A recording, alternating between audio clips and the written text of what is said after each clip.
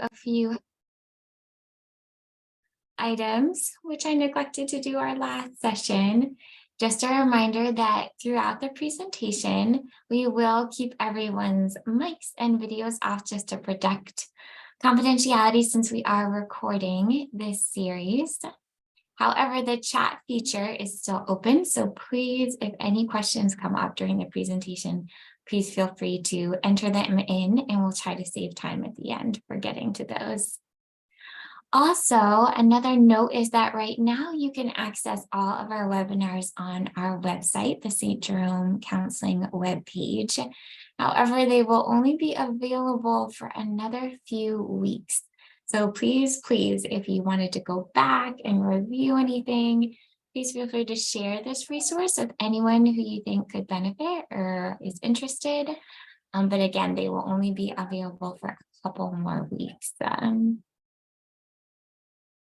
All right, so I think we got a good crowd coming. So as always, I'm going to start us off with prayer before jumping into the final presentation, Thriving versus Surviving. So in the name of the Father, and the Son, and the Holy Spirit, amen. Dear Heavenly Father, once again, thank you for this time to come together and hopefully learn more about this beautiful vocation of marriage you have created. Lord, you know the desires of everyone's hearts who's present, their intentions, their wishes for their relationship, the exact place they are in their journey towards you, in their journey towards growing in intimacy. Lord, what a good Father you are. You know all our needs before we even ask them, but tonight we lay them before you. We ask that we would invite your Holy Spirit in during this presentation, Lord. Plant any seeds that are needed to, again, strengthen us for this journey. Give us the wisdom and insight to be able to take those next right steps closer to your perfect vision and your will for our lives. And we pray this in your name. Amen. In the name of Father, Son, Holy Spirit.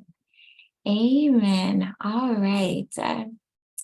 So I often say there's a fascination that many of us have with studying the lives that have gone before us. Autobiographies, documentaries, exploring the lives of the greats as well as the not so greats. Presidents, tyrants, saints, heroes. The question often is, how did they get to become who they were or are?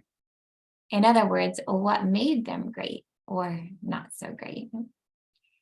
And often our favorite type of story within this fascination or niche are the stories about the underdogs. Now, I'm sure there are a lot of reasons for this, but I like to think it's because these stories send a pretty comforting message. These individuals and their lives imply that it is something they are choosing and doing versus the hand that they were dealt that determines their success.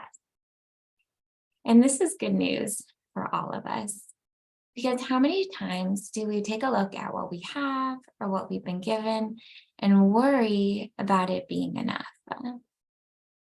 But especially when it comes to our marriages, what if our enough isn't what determines our success? What if instead it's a collection of choices, perseverance, and most importantly, that power greater than myself, doing for me what I can't seem to do on my own. And thank goodness, this concept really does apply to all of our marriages. As I have said several times throughout this series, we will never be enough. Our dealt hand will never be quite right, but these things aren't what's necessary for a thriving marriage. Instead, it's about what we do with what we got. And today we're going to look at studies, facts, and stories to prove it. So that once again, you can be assured I'm not making this stuff up because it sounds nice or looks good on a Hallmark card, but because it's the truth that God wants us to believe, live, and thrive in. So tonight's agenda, we're going to start off talking about what's called the exceptional 7%. We'll compare this 7% with more conventional couples, talk about the 9 secrets of exceptional couples, then move on to habits of highly happy couples, talk about the power of spirituality, prayer, and grace in a marriage, and then we'll finish off with the concept of marriage as an altar. All right, so some of you may remember us talking about the most well-known marriage researcher, Dr. John Gottman. Now, he wrote a book based on his studies called Why Marriages Succeed or Fail. And as I mentioned, in it, he was able to predict with 95% accuracy which couples would stay together and which ones would divorce in the first 5 years of marriage. Following up on this work, another psychologist, Judith Wallerstein, did her own critical examination of healthy marriages called The Good Marriage. And it was from these 2 qualitative studies and analysis that a man named Dr. Gregory Popchak, a Catholic that you may have heard of, comprised a summary of what he officially termed and coined the 7%. A segment of married couples that rates themselves as the most satisfied, happy, and fulfilled in their marriages. And the findings from these researchers and authors provide some pretty encouraging news for all couples. The data strongly suggests that exceptional couples are made, not born, meaning that it's the things the couples are doing that helps to create that satisfying relationship versus, well, they just got lucky. Their factors and aspects line up in a way that allows for success. This is much more the algorithm mentality. If I can just secure all the right ingredients in my mate, the ones that match up right with mine, the right fit, then things will be okay. Then I will have a successful marriage. But this isn't quite true. And it's actually the illusion and the mentality that can create a lot of frustration. Now, please note, there's no question that having similar values, beliefs, and goals plays a really important role. But here, the algorithm concept places the power in that one-time choice. And what can get lost in the shadows of this belief is the truth that the power actually lies in my choices and efforts throughout the lifespan of the relationship. So my attitudes, actions, my habits, these are the things that will daily determine our success. And this is really biblical as well. In the parable of the talents, the things that mattered was what was done with what they started with, whatever that looked like. So for us, no matter what our unique starting point looks like in terms of our differences, our history, our own unique dynamic duo combination, a thriving relationship from this mentality is an equal opportunity situation, not only through our power to choose daily, but as we'll finish today exploring, through our equal access to a power source greater than all of our best efforts combined. So as outlined, we'll get into the secrets of this 7%. But first, let's start with what we're comparing them to. And this segment in the married population we call conventional couples. Now, minus the percentage in what we will call troubled marriages, this segment is usually described as moderately stable and satisfied. And while they report their relationship to be loving, warm, and comfortable, there are a few factors that keep them separated from that top level. To start, the degree of intimacy is usually more on the shallow end, due to the spouse's tendencies to focus more on their own separate needs or worlds and struggling to see the marriage as an identity in and of itself that needs to take that top priority we stressed last time. As a result, there are a few common problems that tend to manifest, one of which we call domestic scorekeeping. Here, what's asked is whose turn is it to do what, or how much of a contribution is a fair contribution. meaning I'm willing to give only as much as you're willing to give. We also start to see a game called marital chicken, a game reminiscent of two cars speeding at each other, seeing which one will veer off first. Marital chicken is played when a husband and wife say, well, I would be more romantic, sexual, attentive, helpful, emotional, reasonable if you would only be more romantic, sexual, attentive, helpful, emotional, reasonable. But I know you'll never change. So therefore, I won't change. And this game serves kind of a dysfunctional dual function of first excusing a spouse from changing anything about themselves, while also allowing them to feel self-righteous at the same time. Needless to say, this leads to a lot of dissatisfaction and a fair amount of going nowhere. And also, hopefully, all of us want to be more than just moderately stable. So what about the exceptionals? How are they different? How do they get to their greatness? Well, to start, exceptional couples prefer egalitarianism over mere equality. Basically, this is the difference between marriage as a 50-50 proposition and marriage as a 100-100 partnership. Instead of separating everything based on the idea of fairness, you hold your end, I'll hold my end. The idea is that I bring my all and you bring your all the time. So no responsibility is beneath either individual. And this kind of leads to that dance of competence that we addressed last time, the graceful, efficient, and almost selfless manner in which partners accomplish the daily tasks of living. And it's not just an equality of chores, it's an equality of supporting each other's needs. And remember, that's an essential ingredient in that highest form of intimacy. What's also stressed in studies is these couples' ability to tap into the power of spirituality. And we're definitely going to get more into that in the end. But in the meantime, let's take a quick peek at those 9 secrets these couples practice, prioritize, and possess. Starting with numero uno, marital imperative. So for these couples, their marriage revolves around a theme, the thing to which the couple gives most of their time and emotional energy.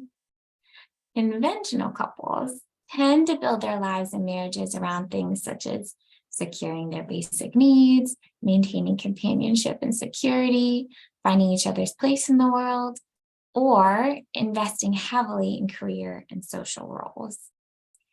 Exceptional couples, however, while concerned with all of these things to a certain degree, spend most of their energy and time working towards to pursue the development of positive character traits, moral virtue, and spiritual growth, a theme we call the marital imperative. Now, each imperative in their wording is unique and usually tailored to a couple's one-of-a-kind them saint, but they all touch upon the ultimate purpose of marriage, which is to grow in holiness and grow closer to who God authentically created us to be. In other words, exceptional couples consider marriage to be the best hope for becoming the people they want to be at the end of their lives. You know how I referenced that marital constitution? So the tenet that we're on the same team, we're each other's biggest fan, we will their good as much as our own. Well, it's almost as if I added on to that the things that we hope to accomplish and become. It's the equivalent of a mission statement. What do we stand for? What are we working towards? Identifying this, and then seeing our marriage as the vehicle for getting us there. This helps to identify the actions I want to take, not because I have to, and that's the contractual obligation, more of a conventional viewpoint, but because I'm blessed with this elevator of marriage, an arena in which I can train and build up these goals. This then identifies the marriage more as a gift, and stresses that opportunity and invitation we referenced from day one, again, to grow in holiness. All right, what about secret number 2, exceptional fidelity? Well, most people tend to think of fidelity, understandably so, in sexual terms. But exceptional couples have a broader view and understanding of the word. To them, it means to forsake all others. And that includes friendships, family, commitments, career opportunities, any other involvement that does not serve to increase either the physical or mental health of each spouse and the intimacy of the marriage. As we talked about last week, making marriage the priority, putting first things first so that second things will benefit. And again, it doesn't mean that they never leave the house or each other's side. It just means that they protect with a greater sense of responsibility the intimate core of their marriage. We say that in order to make this happen, spouses in exceptional marriages don't give up anything truly important. They just don't waste time pursuing anything that isn't. So things that aren't supporting that marital imperative, the goals and ideals of their marriage. Another way to say it is they believe there is no work more important than that of actualizing the values, ideals, and goals that are nearest and dearest to their heart. And that again, there's no relationship more suited to this task than their marriage. All right, secret number 3, exceptional loving. So we say conventional couples view love primarily as a feeling, and they perform affectionate gestures when they feel like loving. Exceptional couples, on the other hand, view love as a calling. So they do loving things for their mate, whether or not they feel like it, and whether or not their mate deserves it. And they do this for 2 reasons. 1, it would be beneath their own personal dignity to act in any other way. So again, they see marriage as this opportunity to be the person they want to be when they grow up.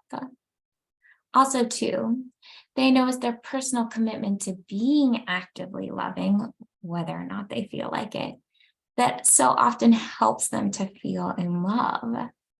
Meaning loving behavior fuels loving emotions, not the other way around. And this is actually a very common mistake that couples make. It's where we get this expression, I've fallen out of love with someone, as if love is a cold we can catch and then lose. 10 times out of 10, they've stopped doing the behaviors that fuel the loving feelings. And what usually results is that marital standoff or a game of chicken. Jesus himself called us out in this arena. Remember, he said, congratulations, you love your friends. Even the Pharisees do that. He was getting to the need to love even when we feel the complete opposite. And exceptional couples are able to do this, knowing that it's the best way to get that loving feeling.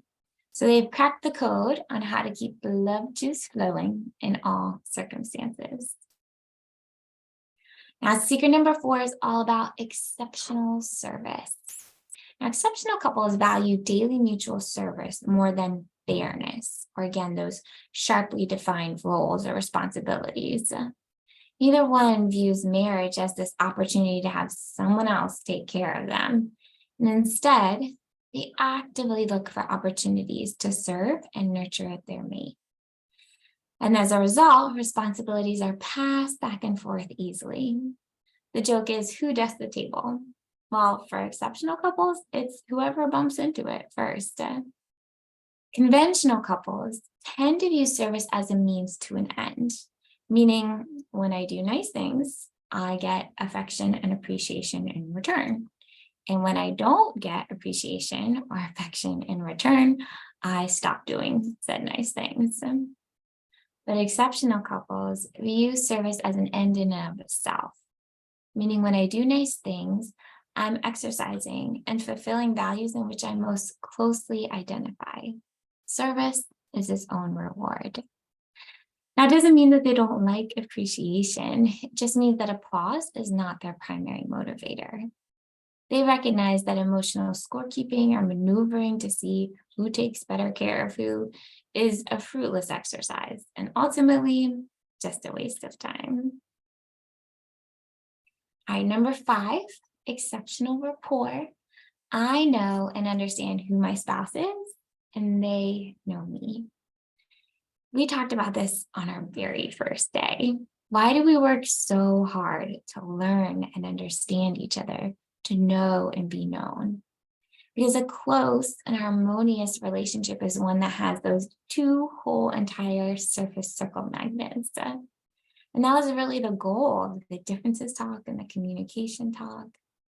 It takes understanding and becoming fluent in all of those many variances and unique aspects of who my spouse is, and so many of which we've covered. The way they think, the way they operate, their love language, their temperament, money personality, communication style, raw spots, family of origin, feelings, opinions, dreams, failures, weaknesses. It's been a jam-packed 4 sessions. So I know these things. I respect them. I accept them.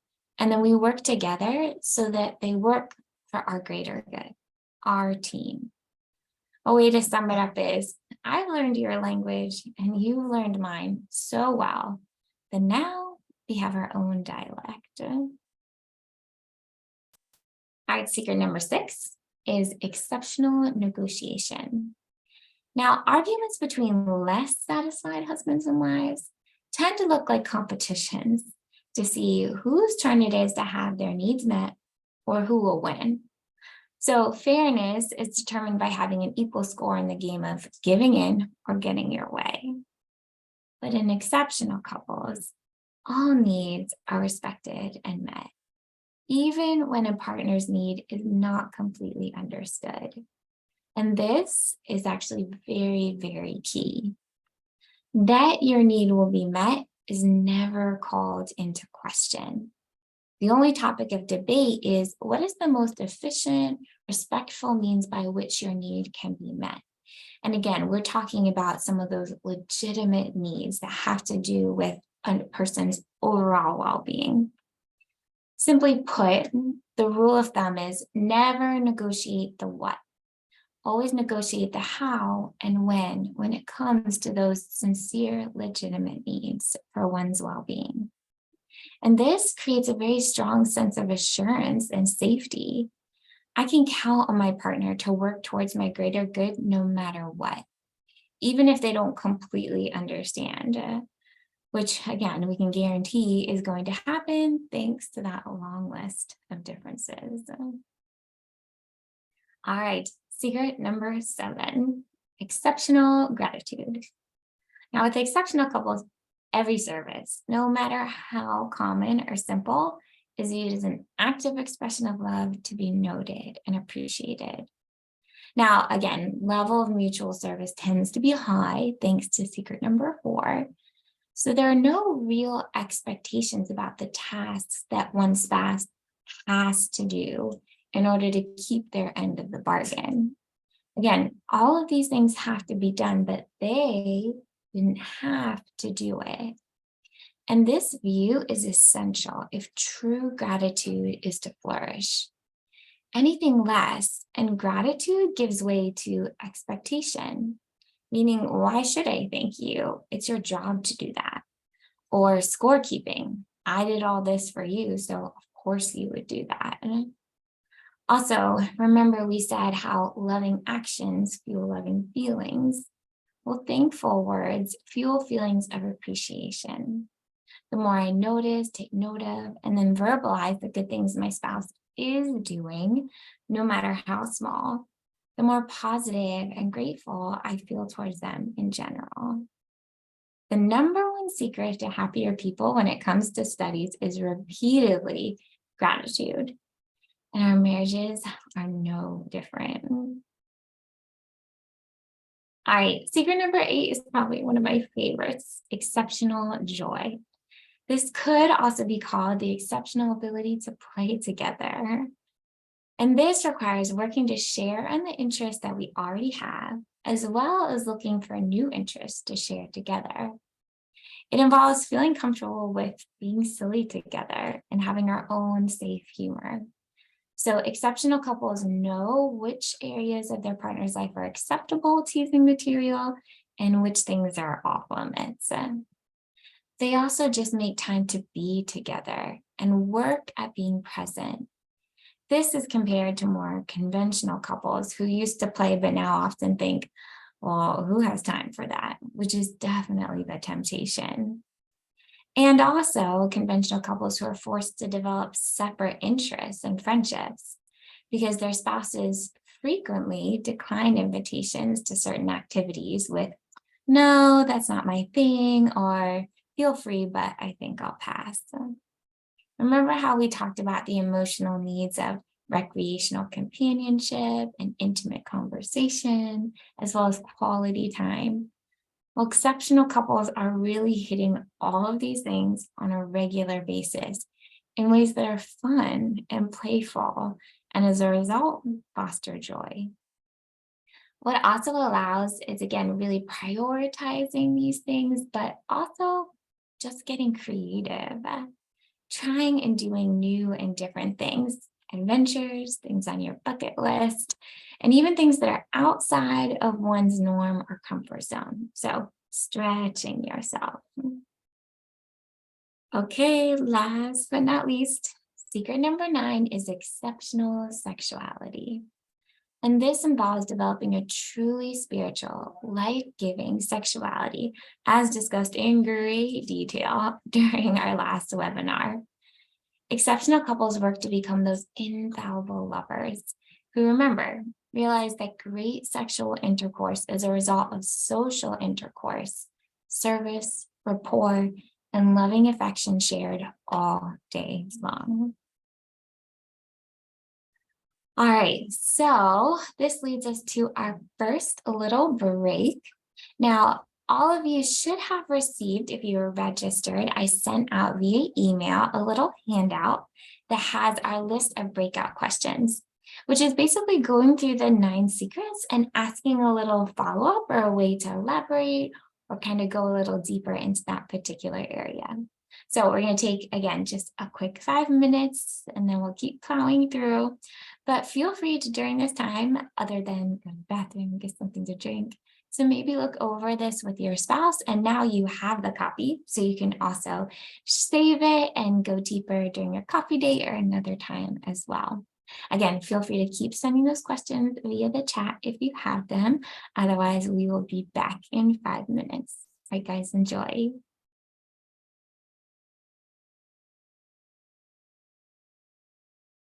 All right, everyone, I'm going to go ahead and call us back in the interest of staying on track and staying on time for today.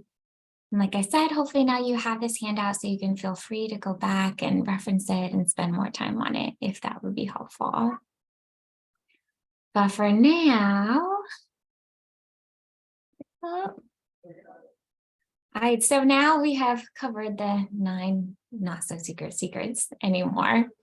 And we're going to get into what's needed to make those happen.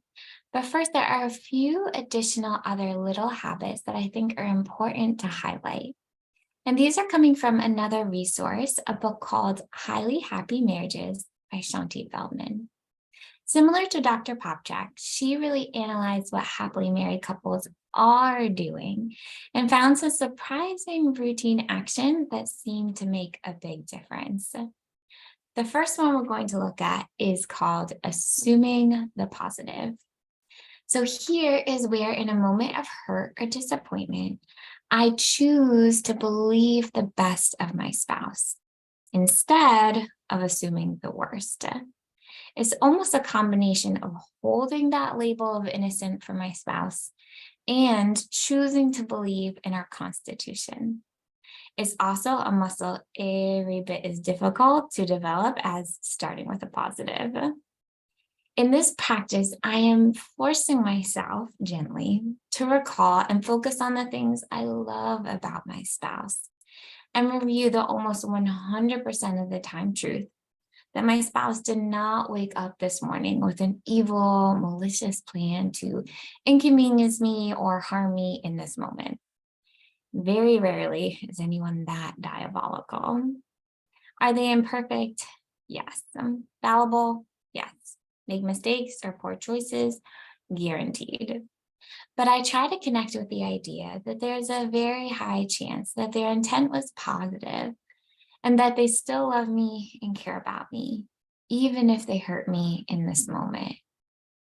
This prevents the very slippery slope of anger to outrage to accusation, snowballing in a terrible avalanche of, oh, I know I should have married my first college boyfriend.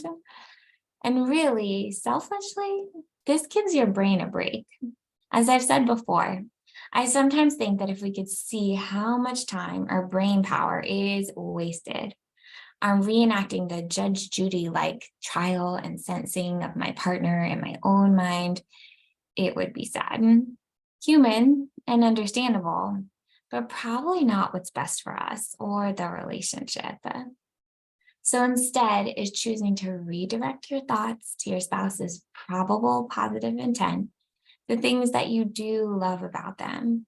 And then the best way, as we talked about 2 weeks or 2 months ago, to investigate and solicit their help in repairing the hurt. Now, in helping to fix that hurt, we have the next thing or habit, which is mastering the art of amends. So in our field, we talk about the needed trifecta for true healing. The idea is that using these 3 steps goes beyond the simple words, I'm sorry, and allows for each one to be an opportunity to move us forward and increase our trust. So when something happens and one of us gets hurt, in order to get back to being okay, I first apologize. So I do verbally acknowledge and express my regret or sadness that something happened and they were hurt or affected. But then I share some ideas on what I'm going to do differently, or maybe we can do differently next time so that the hurt doesn't happen again. It doesn't get repeated. This really is the best way to avoid and combat the very common pattern that slowly corrodes a marriage. When there's a repeated offense that, like a bad loop, keeps happening, so much so that I'm sorry falls on deaf ears and starts to beat down trust with every usage. In the last step to fully complete the repair, I make an amends, or at least I offer to do so. This is why I tangibly, in some way, try to make up for or repair the damage done. So what this could look like in an example. Husband works late and misses or forgets his wife planned homemade dinner.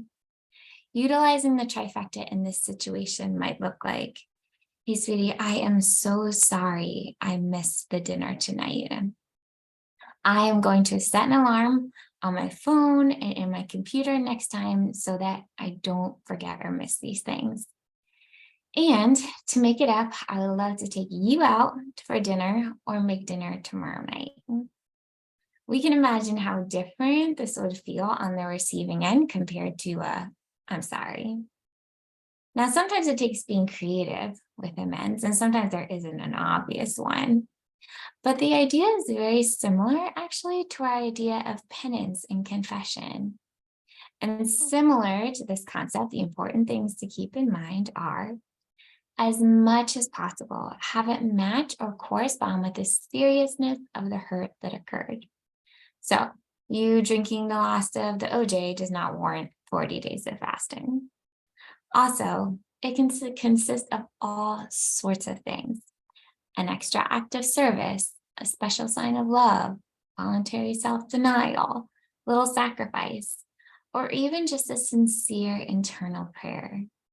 What matters here is the internal conversion or desire to make the repair. And if you aren't sure what's best, you can always ask God to help give you an opportunity or guide you on what's best.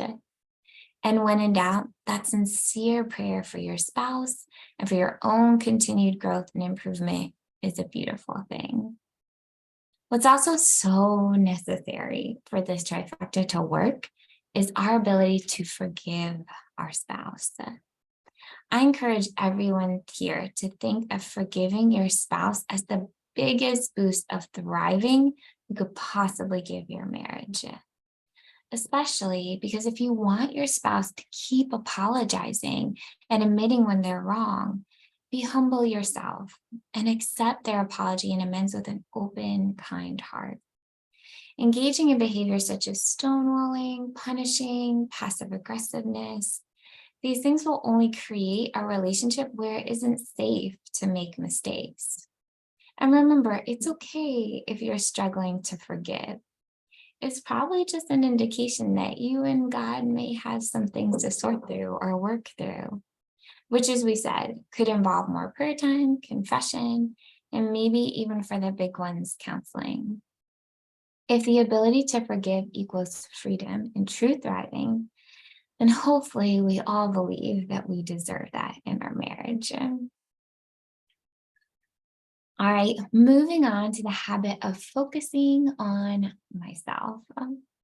So the rude and crude truth that we will probably all encounter at one point in our lives is that we are powerless over people, places, and things.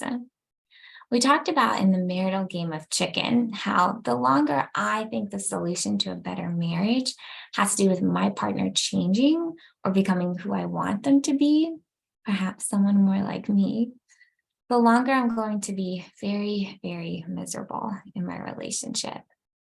The question shouldn't even be, how do I get a better marriage? But how can I be a better spouse? Because honestly, that is the one thing we can change to make our relationship better.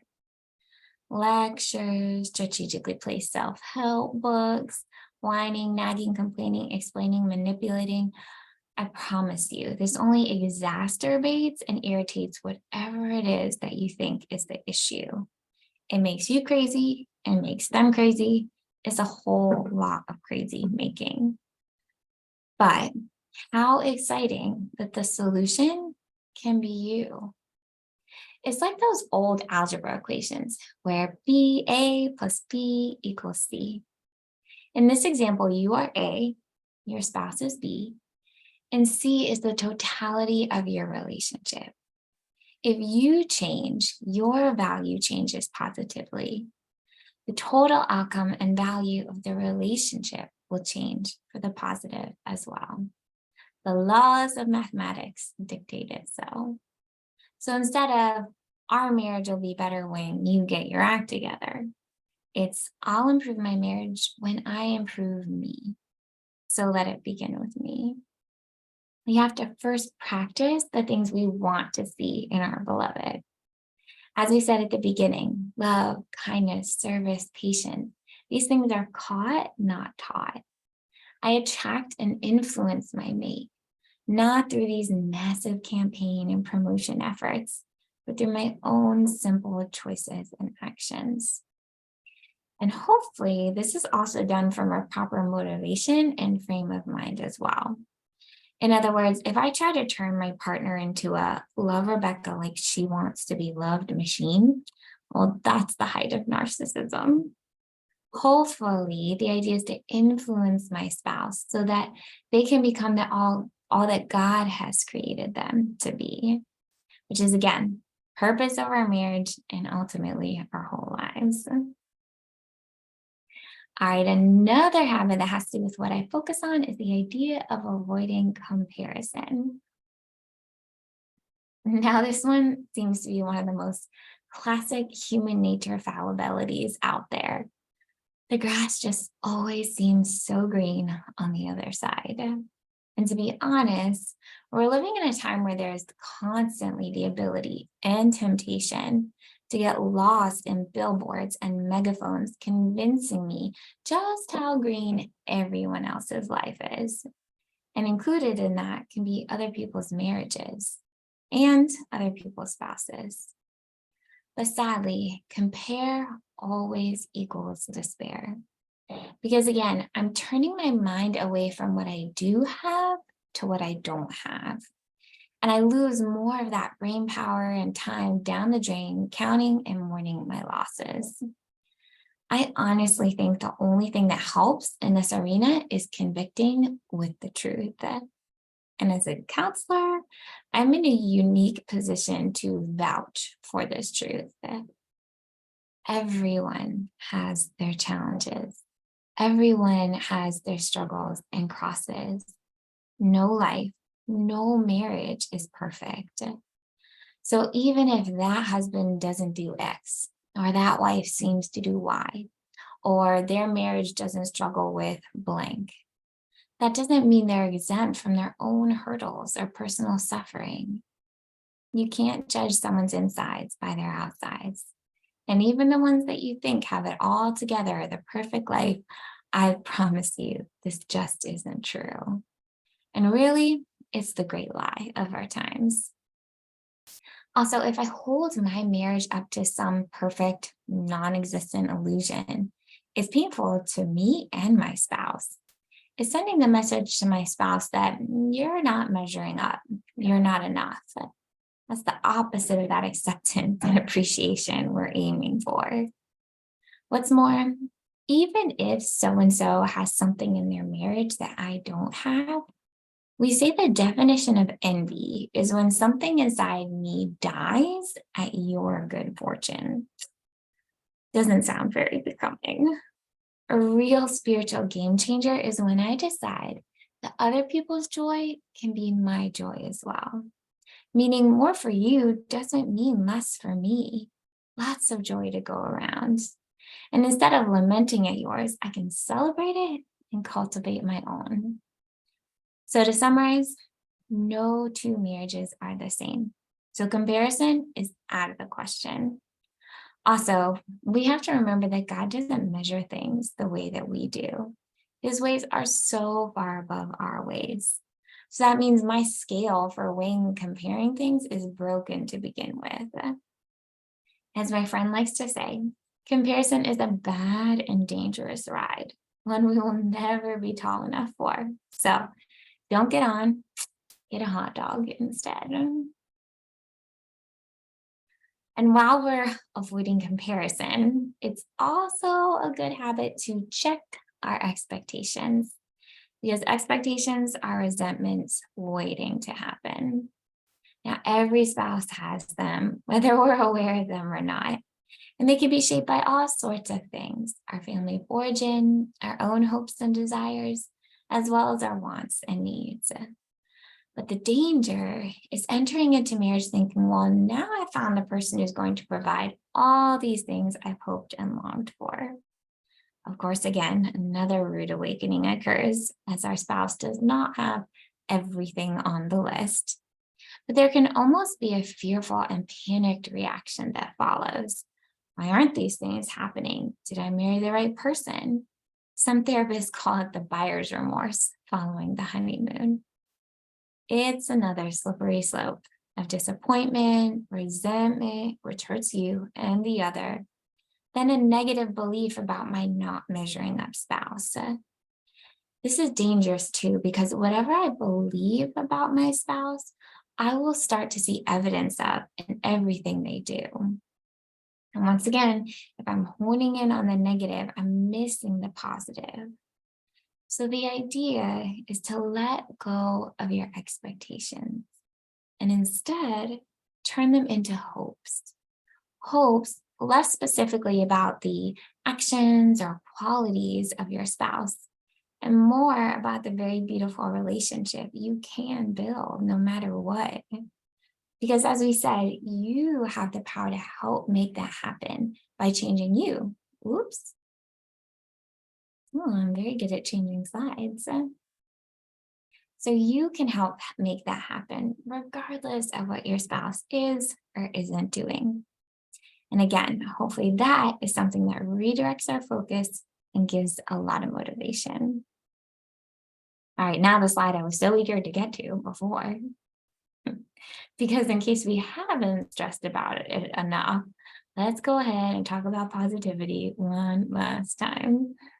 Along with those 7% attributes, Another thing that Dr. Gottman discovered in the couples in his research is that they maintained a 20-to-1 ratio of positive to negative interactions with each other throughout the day and their relationship, and a 5-to-1 ratio of positivity to negativity in arguments. So these so-called marriage masters were 20 times more complimentary, supportive, encouraging, affectionate than they were complaining, criticizing, argumentative, or nagging. That's a whole lot of positive. Remember how I said starting with a positive was a difficult muscle to work, but super helpful? Well, it's also needed to simply reach this ratio quota. Sort of like trying to get all your fruits and veggies in. Not always easy. And sometimes we're hiding spinach in the pancakes. But if I'm practicing exceptional gratitude, starting with a positive, assuming positive intent, notice the theme of sprinkling positivity wherever and however I possibly can. Those negative things, they're going to happen. But if I'm constantly taking steps and making efforts to build up our bank of acknowledged good things, then those moments are just one step back in the face of 20 moving forward. Our relationship will have no problem still progressing and moving in the right direction. All right, well, we are winding down here and we're finishing up with probably the most important topic of the day, and that is spirituality within our marriage. We probably all heard the expression, it takes 3 to get married and stay married. And this really is true. We need God and we need spirituality to be a part of our relationship for so many reasons. First, we say without God and faith, we tend to lose understanding on the purpose of marriage. So that blueprint for what it's supposed to look like and some of those tools for putting it together, whether that's our faith's teaching and understanding, our doses of grace, guidance, and support. Also, without God, we may be tempted to seek our ultimate fulfillment and satisfaction from our spouse. And this is problematic because when we're talking about a flawed human individual, ain't never gonna happen. Because the truth is, our spouse was never created to meet all of our needs within us. Our deepest need for unconditional, perfect love can only be satisfied by God. We were created to first be rooted in Him. And if our value, worthiness, and purpose doesn't come from Him ultimately, I'm in a position to try to use other things and people, including my spouse, to fill shoes that they will always come up short in. Our spouses can come alongside of us. We come together as teammates, helpmates. We help each other in this journey of holiness. But they are not God. They will never be my savior, my always consistent, always present, always available, and loving, supportive everything. And if I try to make them into that, I'm in for some frustration. Remember the analogy of using a hammer as a toothbrush? If I try to use a human to fill a role they were not designed for, people, including myself, will get hurt. The comparison I usually use is a barbecue. And I say every time that this makes me hungry, so I need to work on a new analogy. But it's like you're going to a barbecue with baby back ribs on the menu. And instead of getting the main course, one of those awesomely messy, bib required racks, you try to fill your plate with a few sides they have. Maybe some coleslaw, potato chips, dill pickles. And if you're really hungry, which you should be because who goes to a barbecue without prepping, then there's a good chance that even if you eat 20 plates of those sides, you're never going to feel completely satisfied, especially if you're sitting anywhere near the grill. Whereas if you had included the main course, those sides probably would have hit the spot. And it's kind of the same thing when it comes to filling ourselves with God first. If we fill ourselves with His unconditional love, and perfect relationship first, then the other beautiful things this world has to offer will hit the spot. They will again become something good that satisfies the role that they were meant to, which is to balance, complement, even enhance our main purpose of loving and being loved. So I'm not trying to call your spouse coleslaw or dill pickle, but remember, as wonderful as I'm sure they are, let them only be a taste of the true love that we were made for. Now, we also need to incorporate spirituality and God into our relationship because marriages, true sacramental marriages, are 100% dependent on grace. Everything we have learned and gone over these last months is wonderful. But just because we know these things, as we all know, doesn't suddenly make it possible or easy. In fact, if you feel like all of these things sound impossible, it's because they are. Kind of the idea of almost a lamp that you buy from IKEA. And I don't know why most of my examples have to do with food or IKEA furniture. Somebody can psychoanalyze that. But if you stick that thing in the middle of your room and say, now light up, minus those fancy battery powered clap on, clap off Alexa situations, nothing is going to happen. That lamp is incapable in its existence to produce the electricity it needs to fulfill its purpose. And as long as it remains unplugged, it will be a lamp that, yes, has the potential to light up a room, but remains dark. It is a conduit of the electricity, not a producer. Same with us. We are meant to be and called to be conduits of good, holy things in our marriages, habits, behaviors, action, words that are all a reflection of God's love. And when we're plugged in, we can do amazing things. But we are not capable of creating the power, the grace ourselves. And there's so much frustration, shame, and despair when we try to do it ourselves, to make things happen or force it. Self-reliance is a slow and painful death for all things on earth, especially in our vocations. Our power must come from the ultimate source of light, or in this case, grace. So how do we get this grace? Well, obviously, as Catholics, we have the sacraments, Mass, confession. I'll never forget in one talk, a husband raised his hand and said, last time you said that sex produced grace. So yes, there's that too. But also praying together. We've had a lot of different questions on this throughout the years. And honestly, there's many ways to pray together as there are couples out there. Rosary, adoration, simple night prayers, morning offerings, grace before meals, reading and discussing together spiritual books, listening to talks, retreats, attending a marriage series. Oh, good job, guys. But also, we say just coming together, bowing your heads, and asking God out loud, talking to Him. Now, usually this feels pretty uncomfortable for most people, especially to start. But I can tell you, it also ends up feeling the most powerful and produces the most intimacy. So something we have to help guide you through this a little bit is the acronym PRAISE. And if needed, you can use this as almost a template to help you get started. Starting with P, which is praise and thanksgiving. So spend time thanking God for all the things that happened in your life, for general blessings you have. R is repentance. So help for the little ways that you let each other down as a couple. Times when I lost my temper, something I didn't do well that day. A is asking for your needs. So bringing those things before God. It helps to identify your spouse's needs as well. What's on their heart and what's important to them right now.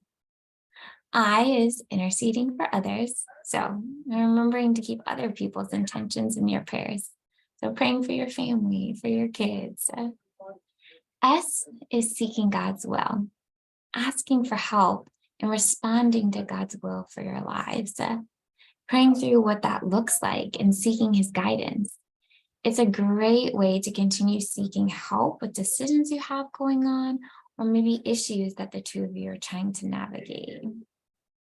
And lastly is E, expressing the desire to keep listening. The idea is that God continues to talk to us way beyond when we say amen. So asking God to help us hear him in the people that we meet, the things that happen or events that we encounter.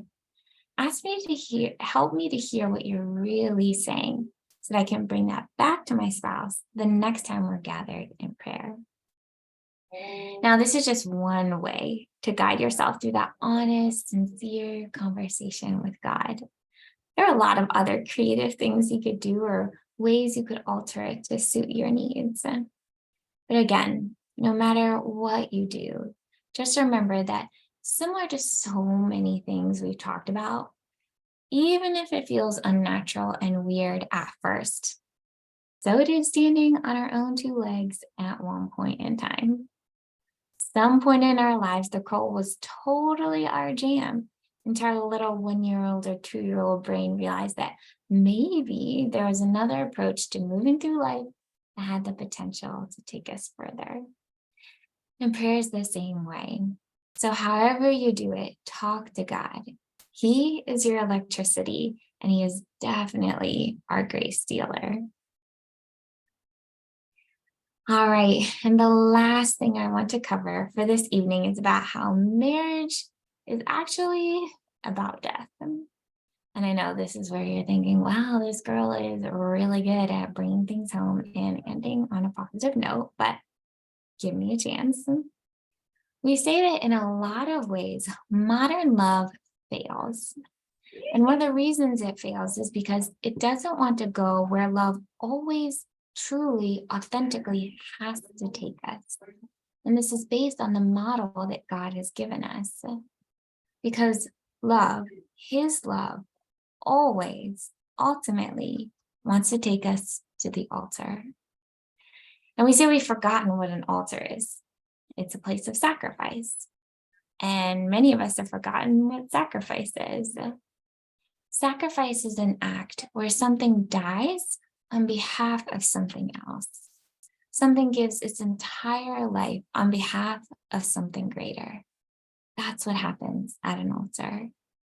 The altar is the place where the temporary touches the eternal. The altar is where we celebrate marriage. And marriage is definitely an act of sacrifice. Maybe you've heard this. You know why men wear black to their wedding.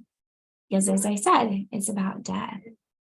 Death to their passions, to their own wishes, their own personal agendas, their freedoms.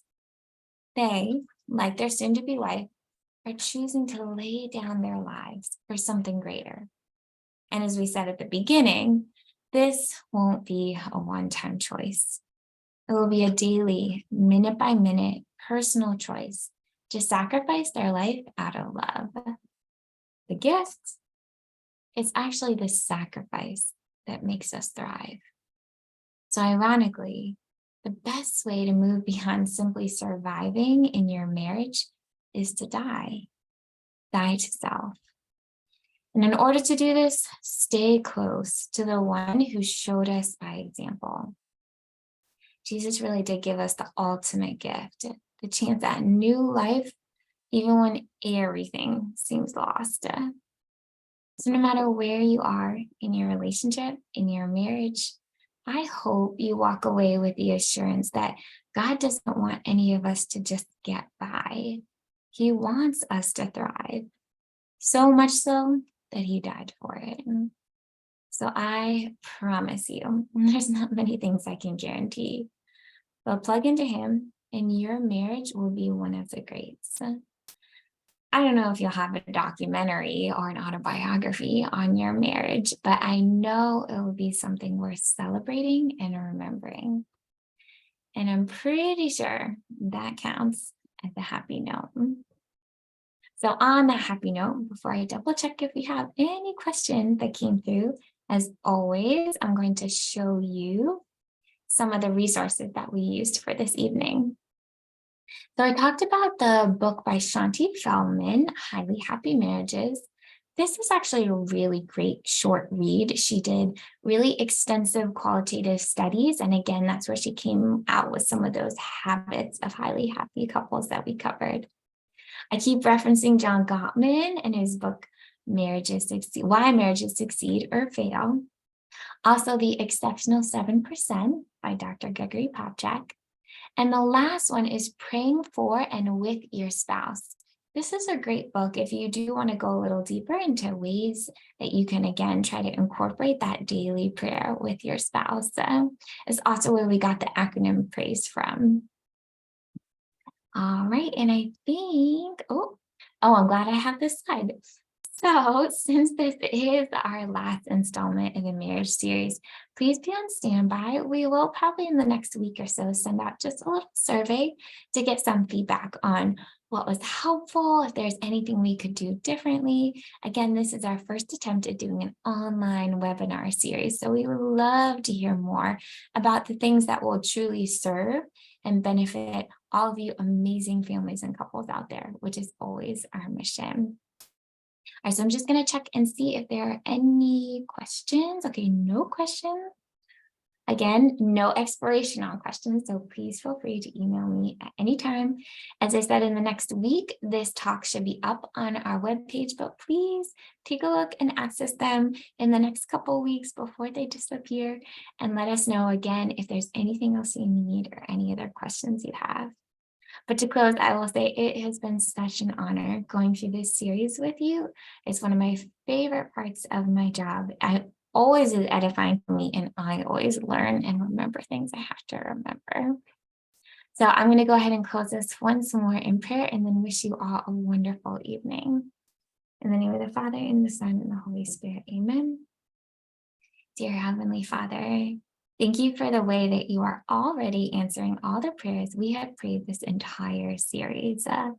Lord, thank you for the gift of being present and being that person in our relationship that makes it possible. We ask this evening for a huge dose of your grace. Strengthen us and give us the electricity we need to produce all of these good fruits in our relationship. And as I said at the beginning, to take those next right steps, whatever they are, to follow your will. We thank you and we praise you, and we close as we pray. Hail Mary, full of grace, the Lord is with thee. Blessed art thou amongst women, and blessed is the fruit of thy womb, Jesus. Holy Mary, Mother of God, pray for us sinners, now and at the hour of our death. Amen. Father, Son, Holy Spirit, amen. All right, that's it from us, everyone. We'll look forward to seeing you next time. God bless.